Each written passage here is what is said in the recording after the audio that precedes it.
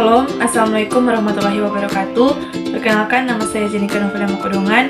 Saya dari kelas 2C dengan NIM 24105-263. Baik, di sini saya akan mempresentasikan hasil yang saya dapat dari pertemuan 5 sampai pertemuan 7 yang berjudul Kewajiban dan Hak Negara serta Warga Negara.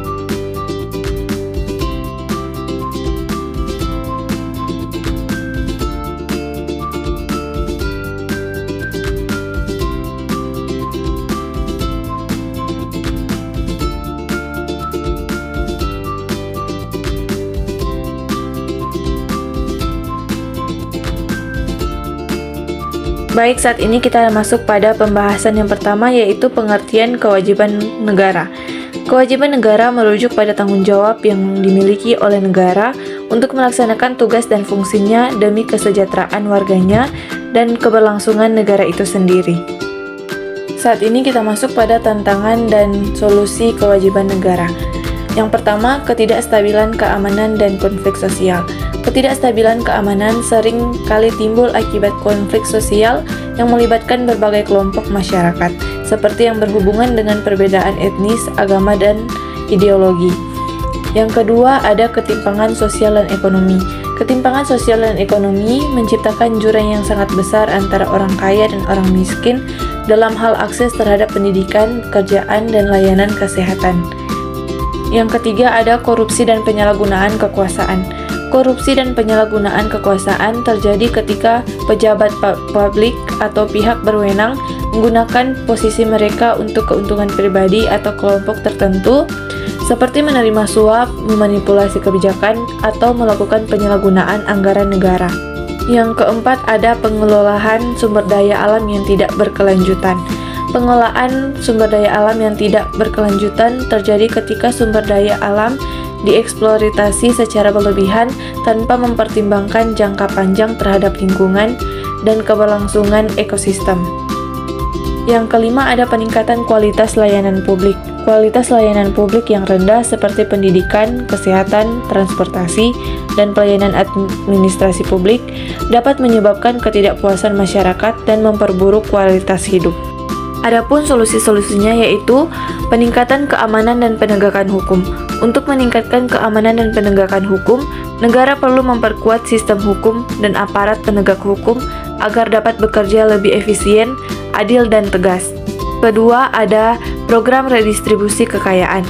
Program redistribusi kekayaan bertujuan untuk mengurangi ketimpangan ekonomi dengan cara mendistribusikan kekayaan secara adil melalui pajak progresif, bantuan sosial, dan program pemberdayaan ekonomi untuk masyarakat miskin. Yang ketiga, ada pemberantasan korupsi. Pemberantasan korupsi memerlukan kerjasama antara lembaga pemerintah, masyarakat, dan sektor swasta. Memperkuat lembaga anti korupsi seperti KPK, serta menciptakan transparansi dalam setiap proses pemerintahan adalah langkah-langkah kunci untuk memerangi korupsi. Yang selanjutnya ada pengertian hak negara. Hak negara adalah segala bentuk kewenangan dan kekuasaan yang dimiliki oleh negara untuk mengelola urusan dalam negeri dan hubungan luar negeri, sesuai dengan prinsip-prinsip hukum internasional dan konstitusi yang berlaku. Kita masuk pada tantangan dan solusi yang dihadapi oleh hak negara. Yang pertama, ada tantangan ketidakstabilan politik keamanan. Ketidakstabilan politik terjadi ketika perubahan pemerintahan yang tiba-tiba, konflik politik internal, atau adanya ketegangan antara kelompok politik yang berbeda. Yang kedua adalah pengolahan sumber daya alam yang tidak berkelanjutan. Pengolahan sumber daya alam yang tidak berkelanjutan berarti mengambil keuntungan dari sumber daya alam seperti hutan, tambang, atau perikanan tanpa memperhitungkan dampak terhadap ekosistem dan ketersediaan sumber daya di masa depan. Yang ketiga ada globalisasi dan ketergantungan ekonomi. Globalisasi menggabungkan negara-negara di seluruh dunia dalam sistem ekonomi yang saling bergantung, di mana perdagangan internasional, investasi asing, dan pasar global mempengaruhi kebijakan ekonomi domestik. Yang keempat ada perubahan iklim dan kerusakan lingkungan. Perubahan iklim global yang disebabkan oleh aktivitas manusia, terutama emisi gas rumah kaca, menyebabkan suhu bumi meningkat. Yang kelima ada pengaruh pihak luar yang mengancam kedaulatan negara atau entitas asing yang mencoba mengintervensi urusan dalam negara. Suatu negara baik secara politik, ekonomi, atau militer dapat mengancam kedaulatan dan stabilitas nasional. Adapun beberapa solusi, yang pertama adalah penguatan sistem keamanan. Penguatan sistem keamanan adalah langkah untuk memastikan keamanan dalam negeri dengan memperkuat kapasitas dan profesionalisme aparat keamanan. Yang kedua ada kebijakan pembangunan berkelanjutan. Pembangunan berkelanjutan berfokus pada upaya untuk memenuhi kebutuhan masyarakat tanpa mengorbankan kemampuan generasi mendatang untuk memenuhi kebutuhan mereka. Ketiga ada disinformasi dan hoax. Disinformasi atau hoax adalah penyebaran informasi yang salah atau menyesatkan yang bisa menyebabkan kebingungan publik dan merusak kepercayaan masyarakat terhadap institusi sosial dan politik. Yang keempat ada krisis lingkungan dan perubahan iklim. Krisis lingkungan atau perubahan iklim yang disebabkan oleh aktivitas manusia seperti emisi gas rumah kaca mengarah pada peningkatan suhu global, cuaca ekstrim, dan kerusakan lingkungan. Krisis lingkungan ini mengancam pada keberlanjutan kehidupan manusia dan ekosistem di bumi. Yang terakhir ada korupsi dan penyalahgunaan kekuasaan. Korupsi dan penyalahgunaan jabatan atau kekuasaan untuk kepentingan pribadi atau kelompok tertentu yang merugikan kepentingan publik. Penyalahgunaan kekuasaan ini dapat terjadi di berbagai tingkatan pemerintahan dan organisasi yang menyebabkan kerugian ekonomi yang besar dan merusak kepercayaan masyarakat terhadap sistem pemerintahan. Selanjutnya ada pengertian warga negara. Warga negara adalah individu yang diakui secara hukum sebagai anggota dari suatu negara tertentu. Status kewarganegaraan memberikan hak dan kewajiban kepada seseorang, baik di dalam negeri maupun di luar negeri. Selanjutnya ada tantangan dan solusi warga negara, yaitu yang pertama, ketidaksetaraan sosial ekonomi. Ketidaksetaraan sosial dan ekonomi mengacu pada kesenjangan yang semakin lebar antara kelompok masyarakat yang kaya dan yang miskin. Hal ini tercermin dalam perbedaan akses terhadap pendidikan, pekerjaan, kesehatan, dan kekayaan. Yang kedua ada pengangguran dan kurangnya peluang kerja. Pengangguran tinggi disebabkan oleh berbagai faktor seperti perkembangan teknologi yang mengurangi kebutuhan tenaga kerja manusia, kurangnya pendidikan yang sesuai dengan kebutuhan pasar kerja, dan ketidakmampuan sektor ekonomi untuk menciptakan pekerjaan yang cukup untuk semua orang. Ketiga ada disinformasi dan hoax. Disinformasi atau hoax adalah penyebaran informasi yang salah atau menyesatkan yang bisa menyebabkan kebingungan publik dan merusak kepercayaan masyarakat terhadap institusi sosial dan politik.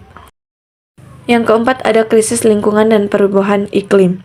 Krisis lingkungan atau perubahan iklim yang disebabkan oleh aktivitas manusia seperti emisi gas rumah kaca mengarah pada peningkatan suhu global, cuaca ekstrim, dan kerusakan lingkungan. Krisis lingkungan ini mengancam pada keberlanjutan kehidupan manusia dan ekosistem di bumi. Yang terakhir ada korupsi dan penyalahgunaan kekuasaan. Korupsi dan penyalahgunaan jabatan atau kekuasaan untuk kepentingan pribadi atau kelompok tertentu yang merugikan kepentingan publik. Penyalahgunaan kekuasaan ini dapat terjadi di berbagai tingkatan pemerintahan dan organisasi yang menyebabkan kerugian ekonomi yang besar dan merusak kepercayaan masyarakat terhadap sistem pemerintahan. Berikut ada beberapa solusi. Yang pertama, peningkatan akses terhadap pendidikan dan pelatihan. Peningkatan akses terhadap pendidikan dan pelatihan sangat penting untuk mengurangi ketidaksetaraan sosial dan ekonomi. Yang kedua, ada pengembangan sektor ekonomi baru. Pengembangan sektor ekonomi baru adalah langkah penting untuk menciptakan lebih banyak peluang kerja dan mengurangi ketergantungan pada sektor ekonomi yang sudah mapan. Yang ketiga ada edukasi literasi digital. Literasi digital adalah kemampuan untuk menggunakan teknologi secara efektif dan aman. Mengingat kemajuan teknologi yang sangat pesat, penting bagi masyarakat untuk memiliki keterampilan dalam menggunakan teknologi digital untuk memperoleh informasi yang benar, berkomunikasi, dan mengakses peluang ekonomi. Yang keempat ada penerapan kebijakan lingkungan yang berkelanjutan. Penerapan kebijakan lingkungan yang berkelanjutan sangat penting untuk mengurangi kerusakan lingkungan dan melindungi sumber daya alam untuk generasi mendatang. Yang kelima ada transparansi pemerintah. Transparansi pemerintah adalah kunci untuk menciptakan pemerintahan yang lebih efektif dan mencegah korupsi. Dengan adanya transparansi, masyarakat akan lebih mudah mengawasi kebijakan dan keputusan pemerintah, serta mendorong pengambilan keputusan yang lebih baik dan adil. Selanjutnya ada timbal balik kewajiban dan hak negara serta warga negara. Konsep timbal balik antara kewajiban dan hak negara serta warga negara sangat penting dalam sistem kenegaraan. Hubungan antara negara dan warga negara bersifat saling terkait dan saling mempengaruhi, di mana kewajiban dan hak satu pihak akan berhubungan dengan kewajiban dan hak pada pihak lainnya. Artinya, negara mempunyai kewajiban untuk melindungi hak-hak warganya, serta warganya juga memiliki kewajiban untuk mendukung negara agar negara dapat menjalankan fungsinya dengan baik. Adapun kesimpulannya yaitu kewajiban dan hak negara serta warga negara memiliki hubungan yang saling bergantung dan saling melengkapi dalam menjalankan fungsi kehidupan berbangsa dan bernegara. Pentingnya hubungan timbal balik adalah kewajiban